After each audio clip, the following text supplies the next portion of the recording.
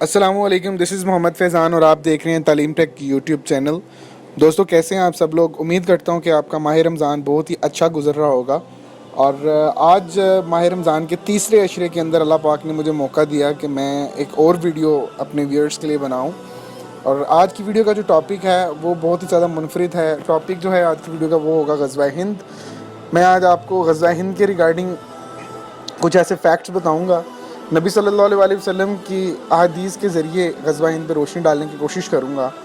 उम्मीद करूंगा कि आप लोगों को ये वीडियो पसंद आएगी। तो इसी के साथ शुरू करते हैं।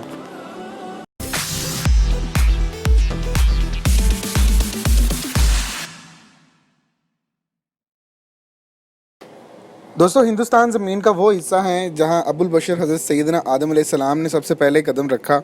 हिंदुस्तान में इस्लाम का पैगाम नबी करीम सल्लल्लाहु अलैहि वसल्लम की आयत तैयबा में पहुंच चुका था। इस्लाम की आमद से कबल भी अरब के अहले हिंद से ताल्लुकात थे। अरब ताजर सिंध और मालाबार की बंदरगाहों पर तिजारत की गर्ज से आया करते थे।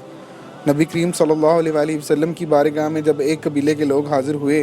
तो नबी करीम सल्लल्लाहु अलैहि वसल्लम ने उनको देख कर फरमाया, ये कौन लोग हैं जो हिंदुस्तान के मर्द मालूम होते हैं। हिंदुस्तान के एक साली इलाका मालाबार के बादशाह चक्रवर्ती फरमास के बारे में मशहूर है कि जब उन्होंने शक्ल कमर का मौजज़ा देखा तो अपने बेटे को ज़िम्मेदारी सौंप कर ख़ुद नबी करीम सल्लल्लाहु अलैहि वसल्लम की बारगाह अक़दस में हाजिर हुए और आप सल्लल्लाहु अलैहि वसल्लम के दस्ते मुबारक पर इस्लाम कबूल किया। इमाम हाकिम ने अल-मुस्तदरिल हाकिम में हिंदुस्तान के एक बादशाह से मुतल्लिक एक रवायत भी नकल की है कि इसने नबी करीम सल्लल्लाहु अलैहि वसल्लम की खिदमत आलिया में एक हदिया पेश किया। हज़रत अबू सईद अल खदरी रज़ियल्लाहु तआला अन्हु से मरवी है कि आपने फरमाया, हिंदुस्तान के बादशाह ने रसूलुल्लाह की तरफ एक बर्तन तोहफ़ा में भेजा, इसमें अदरक थी। नबी करीम सल्लल्लाहु अलैहि वसल्लम ने इसको अपने सहाब रज़ियल्लाहु अन्हुम को टुकड़े टुकड़े करके खिलाया और मुझे भी इसमें से एक टुकड़ा अनायत फरमाया। मुमकिन है कि ये वही सहाबी बादशाह हों जिनका जिक्र इमाम हाकिम ने अपने किताब हदीस में किया है। नामवर आलमी मुहक्किक डॉक्टर मोहम्मद हमीदुल्लाह रहमहुल्लाह इस वाक़े के हवाले से लिखते हैं कि इसने हादी कौनो मकान हज़रत मोहम्मद मुस्तफ़ा सल्लल्लाहु अलैहि वसल्लम के हाथों पर इस्लाम कबूल किया और फिर आप सल्लल्लाहु अलैहि वसल्लम के हुक्म पर वापस हिंदुस्तान रवाना हो गया। रास्ते में यमन की बंदरगाह ज़फ़ार में इसका इंतकाल हुआ। यहाँ आज भी हिंदुस्तानी बादशाह के मज़ार पर लोग फातह के लिए आते हैं। इंडिया ऑफिस लंदन में एक पुराने मसवदे में इसकी तफसील दर्ज है। ज़ैनुद्दीन अल-मबर्री की तसनीफ़ तोहफ़ा अल-मुजाहिदीन फ़ी बगदाद अखबार अल-पर्तगालीन में भी इसका तज़किरा है। हिंद के बारे में हज़रत सैयदना अली अल-मुर्तज़ा रज़ियल्लाहु तआला अन्हुमा ने फरमाया, यानी ज़मीन में ये सबसे पकीज़ा हवा हिंद की है। सैयद सलमान नदवी लिखते हैं कि मेरा आज़ाद बिलगरामी ने सजदुल मरजान फ़ी आसार हिंदुस्तान में कई सफ़े हिंदुस्तान के फ़ज़ाइल के बयान के नज़र किए हैं और इसमें यहाँ तक कहा है कि जब आदम अलैहिस्सलाम ने सबसे पहले हिंदुस्तान उतरे और यहाँ पर वही आई तो ये समझना चाहिए कि वो मुल्क है जहाँ खुदा की पहली वही नाजिल हुई। और चूँकि नूर मोहम्मदी सल्लल्लाहु अलैहि वसल्लम हज़रत आदम अलैहिस्सलाम की पेशानी में अमानत था, इससे ही साबित होता है कि मोहम्मद रसूलुल्लाह सल्लल्लाहु अलैहि वसल्लम का इब्तिदाई ज़हूर उसी सरज़मीन पर हुआ। इसलिए आप सल्लल्लाहु अलैहि वसल्लम ने फरमाया कि मुझे हिंदुस्तान की तरफ से रुबानी खुशबू आती है, यानी ठंडी हवाएं आती हैं और रुबानी खुशबू आती है। इन तमाम रवायात से ये मालूम होता है कि अरब अहले हिंद से वाकिफ़ थे और अहले हिंद के लिए ये खुशनसीबी की बात है कि इनका तज़किरा नबी करीम सल्लल्लाहु अलैहि वसल्लम की ज़ुबान अक़दस पर जारी हुआ। 18वीं सदी के मौज़क़ आज़ाद ग़ुलाम अली हुसैनी बलगरामी ने हिंदुस्तान के हवाले से दो कुतब सज्जाउल मरजान फ़ी आसार हिंदुस्तान और शमामाल अंबर फ़ी मा वर्द मिनल हिंद मन सैयदुल बशर सल्लल्लाहु अलैहि वसल्लम तहरीर फरमाई हैं, जिनका जिक्र मौजमुल मौलिफ़ीन में भी किया गया है। इस मौजू पर मज़ीद तहक़ीक़ के लिए हवाला से फ़ायदेमंद किताब से आप रहनुमाई ले सकते हैं। अहादीस शरीफा में हिंदुस्तान की फ़तह की बिशारत का जिक्र बहुत ताकीद के साथ हुआ है। इसलिए सहाबा इकराम रिज़वानुल्लाह अजमाइन के दौर से ही ग़ज़वा हिंद की कोशिश की जाती रही। बिलावदरी की तहक़ीक़ के मुताबिक हिंदुस्तान पर मुहिम जोई का आगाज़ अमीरुल मोमिनीन सैयदना उमर फ़ारूक आज़म रज़ियल्लाहु तआला अन्हु अलैहिस्सलाम के दौर में हुआ। इसके बाद अमीरुल मोमिनीन हज़रत सैयदना उस्मान गनी रज़ियल्लाहु तआला अन्हु अलैहिस्सलाम के दौर में बाद मुसलमान जासूसों को हिंद पर हमला से कबल वहाँ की सूरत हाल का जायज़ा लेने के लिए भी भेजा गया। अलबत्ता जंग की नौबत नहीं आई। अमीरुल मोमिनीन हज़रत सैयदना अली अल-मुर्तज़ा अलैहिस्सलातु वस्सलाम के अहद में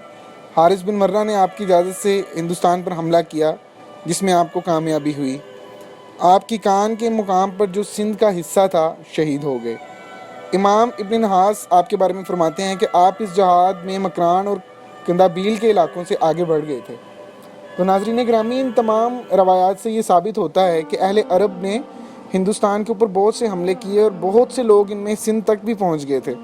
جیسا کہ ابھی آپ نے روایت سنی امام ابن نحاس کی۔ حضرت حارث بن مرہ کے بعد حضرت مخلب بن ابی صفرہ ہند پر حملہ آور ہوئے۔ تاریخ فرشتہ میں ہے، میں حضرت امیر معاویہ رضی اللہ تعالیٰ عنہ نے زیاد بن ابیہ کو بصرہ، خراسان اور سستان کا حاکم مقرر کیا، اور اسی سال زیاد کے حکم سے عبد الرحمن بن ربیعہ نے کابل کو فتح کیا اور اہل کابل کو حلقہ بگوش اسلام کیا۔ کابل کی فتح کے کچھ ہی عرصہ بعد ایک نامور عرب امیر محلب بن ابی صفرہ مرو کے راستے سے کابل و زابل آئے اور ہندوستان پہنچ کر انہوں نے جہاد کیا۔ اسی طرح حجاج بن یوسف نے سن 86 ہجری میں محمد ہارون کو ایک زبردست لشکر دے کر مکران کی طرف روانہ کیا، جس کے نتیجے میں مکران فتح ہوا، اور اسی زمانے سے سندھ میں بھی اسلام کی باقاعدہ اشاعت شروع ہو گئی۔ خلیفہ ولید بن عبد المالک کے دور میں جب راجہ طاہر نے مسلمانوں کا لوٹا ہوا مال اور مسلمان قیدی عورتوں کو واپس کرنے سے انکار کر دیا، تو حجاج نے خلیفہ سے اہل ہند سے جہاد کرنے کی اجازت لی اور پدمن نامی ایک شخص کو بھیجا۔ انہوں نے اہل دہیل سے جنگ کی اور اس میں جام شہادت نوش کیا۔ پدمن کی شہادت کے بعد حجاج نے اپنے چچا زاد بھائی اور داماد عماد الدین محمد بن قاسم رحمہ اللہ کو، جس کی عمر صرف 17 سال تھی، 93 ہجری میں سندھ کی طرف روانہ کیا، جس میں اللہ رب العزت نے اس کم سن مجاہد کو فتح عطا فرمائی اور راجہ طاہر سنگھ اسی جنگ میں مارا گیا۔ حضرت سلطان محمود غزنوی علیہ رحمہ اللہ 357 ہجری سے 421 ہجری تک کا عالم یہ تھا کہ اپنے اوپر غزوہ ہند کو فرض کیا ہوا تھا، یعنی حضرت سلطان محمود غزنوی ہر سال اپنے اوپر غزوہ ہند کو فرض کرتے تھے اور اس میں جہاد کے لیے نکل جاتے تھے، اور سلطان نے اپنے اوپر ہر سال غزوہ ہند کو فرض کیا ہوا تھا۔ پس انہوں نے ہند کا ایک وسیع حصہ فتح کر لیا اور معروف بت کو توڑا جس کا نام سومناتھ تھا، اور وہ اہل ہند یہ اعتقاد رکھتے تھے کہ یہ زندگی دیتا ہے اور موت دیتا ہے۔ وہ اس کی طرف مختلف شہروں سے زیارت کے لیے آتے، اس کی وجہ سے بہت سی اقوام آزمائش کا شکار ہوئیں جن کی تعداد اللہ ہی بہتر جانتا ہے، اور کوئی بادشاہ اور محتشم شخص ایسا باقی نہ بچا جو اپنے نفیس مال میں سے اس پر قربانی نہ دیتا ہو۔ ناظرین گرامی، سومناتھ کی فتح کے سال سلطان محمود غزنوی حضرت شیخ ابو الحسن خرقانی علیہ رحمہ اللہ کی خدمت میں حاضر ہوئے۔ شیخ نے سلطان کو اپنا خرقہ عطا فرمایا۔ شیخ صاحب سے رخصت ہو کر سلطان محمود غزنوی واپس آئے اور عطا کردہ خرقہ کو بڑی حفاظت سے اپنے پاس رکھا۔ جس زمانے میں محمود غزنوی نے سومناتھ پر حملہ کیا تھا اور پرم اور دشلم سے اس کی جنگ ہوئی تھی، تو محمود کو یہ خطرہ لاحق ہوا تھا کہ کہیں مسلمانوں کے لشکر پر ہندوؤں کا لشکر غالب نہ آ جائے۔ اس وقت پریشانی کے عالم میں سلطان محمود شیخ صاحب کے خرقہ کو ہاتھ میں لے کر سجدہ میں گر گیا اور خداوند تعالیٰ سے دعا کی کہ اے اللہ، اس خرقے کے مالک کے طفیل میں مجھے ان ہندوؤں کے مقابلے میں فتح دے۔ میں نیت کرتا ہوں کہ جو مال غنیمت یہاں سے حاصل کروں گا اسے یتیموں اور محتاجوں میں تقسیم کر دوں گا۔ مورخین کا بیان ہے کہ اس دعا کے مانگتے ہی آسمان کے ایک حصے سے سیاہ بادل اٹھے اور سارے آسمان پر محیط ہو گئے۔ بادل کی گرج اور بجلی کی چمک کڑک سے ہندوؤں کا لشکر ہراساں ہو گیا اور ہندو اس پریشانی کے عالم میں آپس میں ہی ایک دوسرے سے لڑنے لگے۔ ہندوؤں کی اس باہمی جنگ کی وجہ سے پریم دیو کی فوج میدان جنگ سے بھاگ نکلی اور یوں مسلمانوں نے ہندوؤں پر فتح پائی۔ ناظرین گرامی، غزوہ ہند کے آج کے موجودہ دور کے اوپر بات کریں گے۔ حضرت امام نسائی رحمۃ اللہ علیہ فرماتے ہیں کہ غزوہ ہند سے متعلق حدیث پر ایک باب رقم کیا ہے جس میں آپ نے 3 حدیث روایت کی ہیں۔ ان میں 2 حدیث کے راوی حضرت سیدنا ابو ہریرہ رضی اللہ عنہم اور ایک حدیث کے راوی حضرت ثوبان رضی اللہ تعالیٰ عنہما ہیں، جو کہ رسول اللہ صلی اللہ علیہ وسلم کے آزاد کردہ غلام بھی ہیں۔ تو ناظرین گرامی، حضرت سیدنا ابو ہریرہ رضی اللہ تعالیٰ عنہما علیہ السلام روایت کرتے ہیں کہ رسول اللہ صلی اللہ علیہ وسلم نے ہم سے غزوہ ہند کا وعدہ فرمایا ہے، بس اگر میں نے اس غزوہ کو پایا تو میں اس میں اپنی جان اور اپنی مال کو خرچ کر دوں گا، اگر مجھے قتل کر دیا جائے گا تو میں سب سے زیادہ فضیلت والے شہداء میں سے ہوں گا، اور اگر میں لوٹ آؤں گا تو میں آگ سے آزاد کیا ہوا ابو ہریرہ ہوں گا۔ ناظرین گرامی، دوسری سند سے بھی بینہ یہی الفاظ مرفی ہیں کہ رسول اللہ صلی اللہ علیہ وسلم نے ہم سے غزوہ ہند کا وعدہ فرمایا ہے، پس اگر میں نے اپنے آپ کو اس میں پایا تو میں اپنی جان اور مال سے خرچ کر دوں گا۔ ناظرین گرامی، رسول اللہ صلی اللہ علیہ وسلم کے ذات کردہ غلام حضرت ثعبان رضی اللہ تعالیٰ عنہ سے مروی ہے کہ رسول اللہ صلی اللہ علیہ وسلم نے فرمایا، میری امت میں سے 2 گروہ ایسے ہیں جنہیں اللہ نے جہنم کی آگ سے محفوظ رکھا ہے۔ ایک وہ گروہ جو ہند پر حملہ کرے گا، اور دوسرا وہ گروہ ہے جو حضرت عیسیٰ ابن مریم علیہ السلام کے ساتھ ہوگا۔ ان احادیث کو امام نسائی نے اپنی کتاب سنن الکبریٰ میں بھی نقل کیا ہے۔ حضرت امام احمد بن حنبل علیہ الرحمہ فرماتے ہیں کہ غزوہ ہند کے بارے میں اپنی اسناد سے 3 حدیث نقل کی ہیں، جن میں سے 2 حضرت ابو ہریرہ اور 1 حضرت ثعبان رضی اللہ تعالیٰ عنہ سے مروی ہیں کہ رسول اللہ صلی اللہ علیہ وسلم نے ہم سے غزوہ ہند کے بارے میں وعدہ فرمایا ہے، اگر میں اس میں شہید ہو گیا تو سب سے بہتر شہیدوں میں سے ہوں گا، اور اگر میں لوٹ آیا تو آگ سے آزاد کیا ہوا ہوں گا۔ ناظرین گرامی، رسول اللہ صلی اللہ علیہ وسلم کا وعدہ غزوہ ہند سے متعلق حدیث میں اس بات کا ذکر ہے کہ رسول اللہ صلی اللہ علیہ وسلم نے غزوہ ہند کا اس امت سے وعدہ کیا ہے۔ ان کلمات سے اس غزوہ کی اہمیت کا اندازہ بخوبی لگایا جا سکتا ہے۔ اسی وجہ سے علماء اسلام نے اپنی کتب میں غزوہ ہند سے متعلق حدیث کو بیان کیا اور اس امانت و بشارت کو ہر دور میں آئندہ آنے والی نسلوں تک منتقل کیا ہے۔ اہل ایمان اس بات کو بخوبی جانتے ہیں کہ اللہ اور اس کے رسول صلی اللہ علیہ وسلم اپنے وعدے کو وفا کرتے ہیں، اس لیے غزوہ ہند کے واقعہ ہونے میں کسی قسم کا کوئی شک نہیں ہونا چاہیے۔ ناظرین گرامی، غزوہ ہند میں شرکت اور اپنا سب کچھ قربان کرنے کا جذبہ، ان حدیث کے مطالعے سے یہ معلوم ہوتا ہے کہ حضرات صحابہ کرام رضوان اللہ اجمعین اس غزوہ میں شریک ہونے کی تمنا کیا کرتے تھے، جس کا اظہار حضرت ابو ہریرہ رضی اللہ تعالیٰ عنہ کے ایمانی کلمات سے بخوبی ہوتا ہے۔ آپ رضی اللہ تعالیٰ عنہ نے اس بات کا بھرپور طور پر اظہار کیا کہ اگر مجھے وہ دور نصیب ہوا جب غزوہ ہند ہوگا تو میں اپنی جان، مال، میراث اور اپنا سب کچھ اللہ کی راہ میں قربان کر دوں گا۔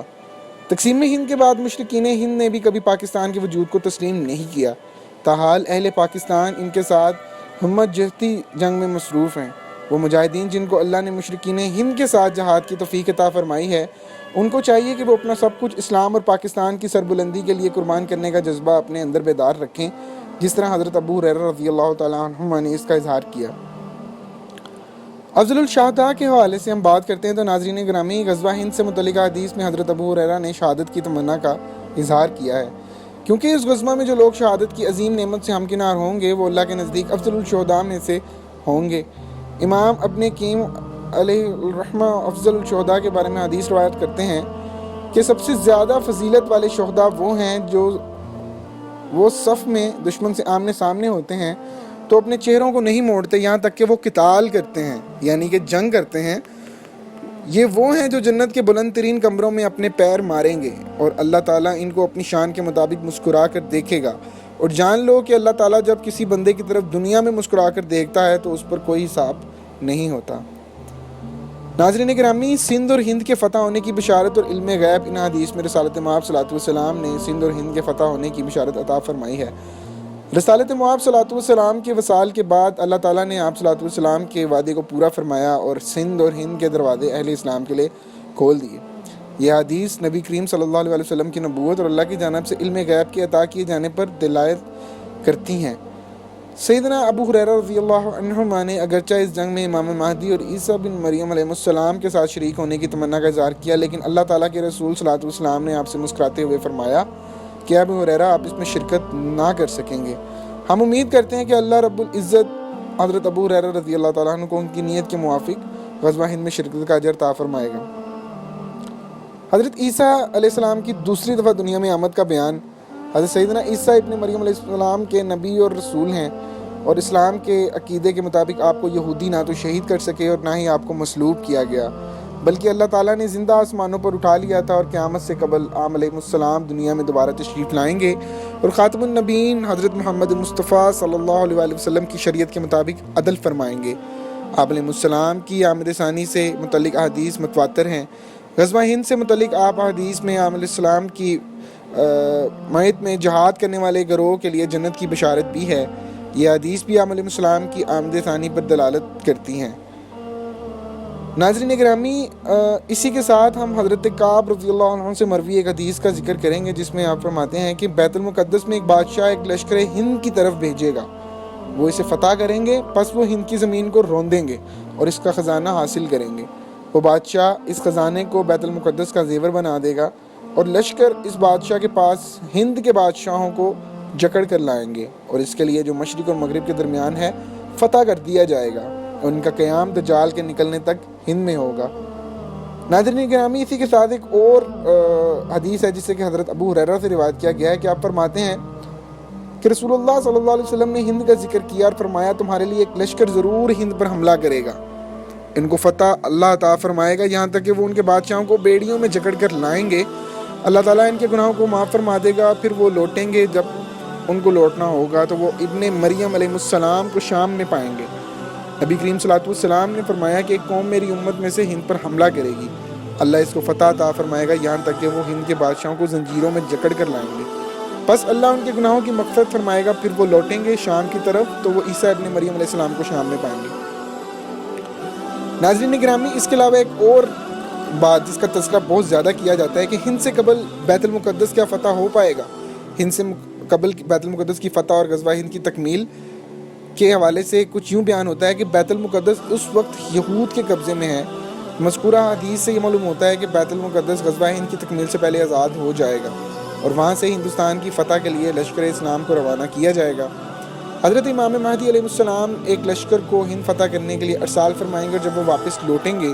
تو حضرت عیسیٰ ابن مریم علیہ السلام کا نزول ہو چکا ہوگا۔ پس غزوہ ہند کی بشارت کو حاصل کرنے کے لیے اہل اسلام مشرکین ہند سے جہاد کرتے رہے ہیں، لیکن اس کی تکمیل حضرت سیدنا امام مہدی علیہ السلام کے دستے مبارک سے ہوگی۔ اس حوالے سے یہ بات بھی قابل غور ہے کہ مسلم دنیا کی افواج اور بالخصوص افواج پاکستان کو چاہیے کہ وہ ان ہدایات کی بنیاد پر اپنی دفاعی اور اقدامی پالیسی کو اثر نو مرتب کریں، کیونکہ جب تک بیت المقدس فتح نہیں ہوگا اس وقت تک مشرق وسطیٰ میں برپا جنگ جاری رہے گی اور مشرکین کی طرف سے ہونے والے مظلوم اور مظالم بھی بڑھتے ہی چلے جائیں گے۔ فتح خیبر کی طرح یہودیوں کی شکست کے بعد ہی مشرکین کو مکمل شکست دینا ممکن ہوگا۔ امام مہدی کے ساتھ غزوہ ہند کرنے والوں کے لیے 8 بشارتیں ہیں۔ جس لشکر کو امام مہدی علیہ السلام ہند فتح کرنے کے لیے بھیجیں گے، حدیث میں ان کے لیے 8 عظیم بشارتیں اس طرح ہیں کہ ہند مکمل طور پر ہمیشہ کے لیے فتح ہو جائے گا اور وہ اس سرزمین کو اپنے قدموں تلے روندیں گے۔ بشارت جو کہ دوم ہے، اللہ تعالیٰ ان کے تمام گناہوں کی مغفرت فرما دے گا۔ بشارت سوم میں ان کی مال غنیمت وافر مقدار میں ملے گا، جسے وہ بیت المقدس کو مزین کریں گے، یعنی سونے چاندی سے مزین کریں گے۔ ہندوستان کے بادشاہوں کو بیڑیوں میں جکڑ کر وہ لشکر امام مہدی علیہ السلام کے سامنے پیش کریں گے۔ وہ لشکر جس قدر اللہ چاہے گا ہندوستان میں رہے گا اور پھر شام حضرت عیسیٰ علیہ السلام کے ساتھ شامل ہونے کی فضیلت حاصل کرے گا۔ اس لشکر کو دجال اور اس کے گروہ سے لڑنے کی فضیلت حاصل ہوگی۔ شرق و غرب کے مابین جو کچھ ہے وہ فتح ہوگا اور اللہ کے نبی صلی اللہ علیہ وسلم کا کیا ہوا وعدہ پورا ہوگا۔ اس کے شہداء افضل ترین شہید ہوں گے اور اس کے غازیوں کو جہنم سے خلاصی کی بشارت ہے۔ ناظرین گرامی، بہت سے لوگ مسلمانوں میں اور غیر مسلموں میں اس بات کا دعویٰ کرتے ہیں کہ غزوہ ہند سے متعلق احادیث من گھڑت ہیں، اور بہت سے لوگوں نے یہ لکھنے کی کوشش بھی کی ہے کہ تاریخ اسلام میں جن ائمہ محدثین نے، اکابرین مورخین نے غزوہ ہند سے متعلق احادیث کو اپنی کتاب میں نقل کیا ہے، ان کو اس مضمون میں اپنی معلومات کے لیے مطابق جمع کر دیا۔ تقریباً 20 کتب حدیث و تاریخ میں اکابر محدثین و مورخین نے غزوہ ہند سے متعلق حدیث و بشارتوں کو اپنی کتب میں نقل کیا ہے، جو اس بات کی صحیح دلیل ہے کہ نعوذ باللہ غزوہ ہند سے متعلق احادیث من گھڑت اور موضوع نہیں ہیں، بلکہ علماء امت نے اپنے کتب میں بشارت اور قیامت سے قبل ہونے والے علامت کے طور پر انہیں نقل کیا ہے۔ بس وہ افراد جو غزوہ ہند سے متعلق حدیث کو جھوٹا اور موضوع قرار دیتے ہیں، انہیں اس کبھی عمل سے سخت اجتناب کرنا چاہیے۔ کیا غزوہ ہند ہو چکا ہے؟ رسول اللہ صلی اللہ علیہ وسلم نے اپنی امت کو غزوہ ہند کی بشارت عطا فرمائی۔ بعض افراد کی یہ رائے ہے کہ غزوہ ہند کی بشارت مکمل ہو چکی ہے اور غزوہ ہند پیش نہیں آئے گا۔ بعض افراد یہ بات اپنے مبلغ علم کی بنیاد پر کہتے ہیں،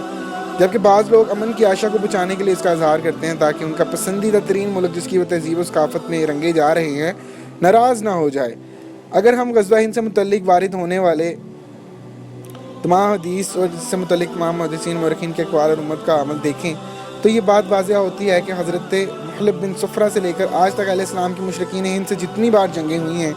وہ اسی بشارت میں شامل ہیں، اور حدیث کے مطابق غزوہ ہند کی تکمیل حضرت سیدنا امام مہدی علیہ السلام کے دستے مبارک پر ہوگی، جس کے نتیجے میں ہند ہمیشہ کے لیے مسلمانوں کے ماتحت ہو جائے گا۔ غزوہ ہند سے متعلق حدیث کرنے کے بعد امام ابن کثیر فرماتے ہیں اور مسلمانوں نے ہند پر سن 66 ہجری میں حضرت امیر معاویہ بن ابو سفیان کی عمارت میں حملہ کیا، پس وہاں بہت سے امور وارد ہوئے جن کا ذکر ہم نے تفصیل کے ساتھ کر دیا ہے، اور ہند پر ان علاقوں پر جو اس کے ساتھ ملک تھے سن 400 کی حدود میں بڑے سعید بادشاہ محمود بن سبتکین، یعنی کہ میں یہاں پہ سلطان محمود غزنوی کی بات کر رہا ہوں، وہاں اپنے مشکور کام کیا اور سب سے بڑے بت کو تباہ کر دیا جس کا نام سومنات تھا، اور اس کے قلائد و تلواریں حاصل کی اور اپنے زہروں کی طرف سلامتی اور مال غنیمت کے ساتھ واپس لوٹے۔ اسی بات کا ذکر غزوہ ہند کا تذکرہ کرنے کے بعد آپ نے اپنی تاریخ کی کتاب البدایہ والنہایہ میں بھی کیا ہے۔ امام ابن کثیر علیہ رحمہ اللہ کا غزوہ ہند کی حدیث نقل کرنے کے فوراً بعد اپنی تاریخ کی کتاب اور فتن پر لکھنی جانے والی علیحدہ کتاب میں علیہ السلام کے ہند پر مختلف ادوار میں کیے جانے والے حملوں کا ذکر کرنا اور اس بات پر دلالت کرتا ہے کہ آپ کے نزدیک یہ تمام بشارت صحیح ہیں، اور یاد رہے کہ علماء نے غزوہ ہند کو قرب قیامت کی علامات میں سے ایک علامت کے طور پر ذکر کیا ہے، جس کا مطلب یہ ہے کہ ان کے نزدیک اس بشارت کی تکمیل ابھی باقی ہے۔ ناظرین گرامی، اپنی گفتگو کا اختتام کرنا چاہوں گا ایک حدیث کے ساتھ کہ جس میں رسول اللہ صلی اللہ علیہ وسلم نے فرمایا کہ سندھ کی خرابی ہند سے ہے اور ہند کی چین سے۔ ناظرین گرامی، آج کے دور کے اندر ہم اس بات کا تعین کریں تو نبی صلی اللہ علیہ وسلم کی حدیث کو بالکل نظر انداز نہیں کیا جا سکتا کہ اور سندھ کی خرابی ہند سے ہے اور ہند کی خرابی چین سے ہے۔ اس روایت کو حضرت امام ابن کثیر نے اپنی کتب میں نقل کیا ہے۔ اس حدیث مبارکہ کے درست معنی اللہ اور اس کے رسول ہی بہتر جانتے ہیں، تاہم اگر ہم آج کے موجودہ حالات جو کہ پاکستان، انڈیا اور چین کے مابین ہیں اس پر غور کریں تو یہ بات سمجھ میں آتی ہے کہ سندھ میں فتنہ و فساد، قتل و غارت گیری اور تباہی و بربادی کا سبب ہندوستان ہے، بالخصوص سندھ کا وہ جغرافیہ جو نبی کریم صلی اللہ علیہ وسلم کی حیات طیبہ میں تھا، وہاں کے حالات اسی پر دلالت کرتے ہیں۔ اس بات کا امکان ہے کہ چین حسب سابق پاکستان کی معاونت کرے اور اللہ تعالیٰ چین کو پاکستان کی نصرت اور ہندوستان کی تباہی کا سبب بنا دے۔ دفاعی اداروں کو اس حدیث کے پیش نظر سندھ پر خصوصی توجہ رکھنی چاہیے اور چین کے ساتھ دفاعی معاہدوں کو مضبوط کرنا چاہیے۔ ناظرین گرامی، یہ کچھ احادیث تھیں اور کچھ میٹا ڈیٹا تھا جو میں نے اکٹھا کیا۔